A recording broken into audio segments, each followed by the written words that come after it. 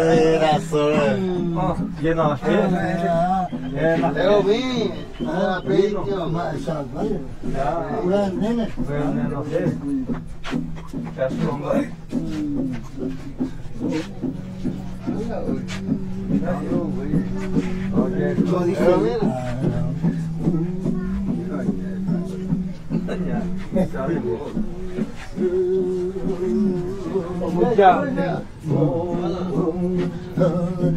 essa é uma foto. Daí foi cozinhar. Ok, pai, tira bem. Eu vou cozinhar, eu vou cozinhar. Essa é uma